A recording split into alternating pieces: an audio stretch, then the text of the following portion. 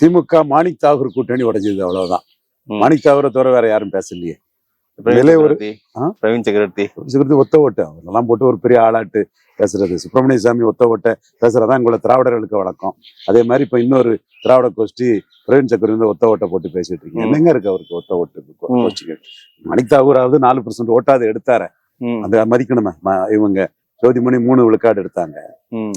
So இதுல Manik தாகூருக்கு no takers. Manik தாகூரை தவிர மீதி ஒரு 8 எம்பி தமிழ்நாட்டுல இருக்கான். எவனா ஒருத்தன் மாணிக் தாகூர் என்டால்ஸ் பண்றானா? அவன் தனித்து விடப்பட்டிருக்கான், தனித்து விடப்பட்டிருக்கிறாரு. மாணிக் தாகூருக்கு ஆதரவா யாரும் இல்லை. அதில் இது அவர் தனிப்பட்ட இதுல ஏதோ பண்றாரு.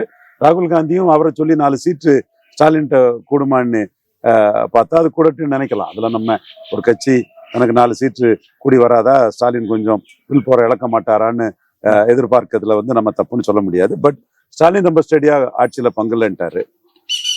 இதுல காங்கிரஸுக்கு வேற ஆப்ஷன் இல்லை, மாணிக் தாகூருக்கும் வேற ஆப்ஷன் இல்லை. வீம்புக்கு ஸ்டாலினை எழுத்துட்டமேன்னுட்டு அரசியலை விட்டு ஒதுங்கி போக வேண்டியதுதான். வேற ஆப்ஷன் மாணிக் தாகூருக்கும் இல்லை, காங்கிரஸுக்கும் இல்லை. இதுதான் உண்மை நிலைமை.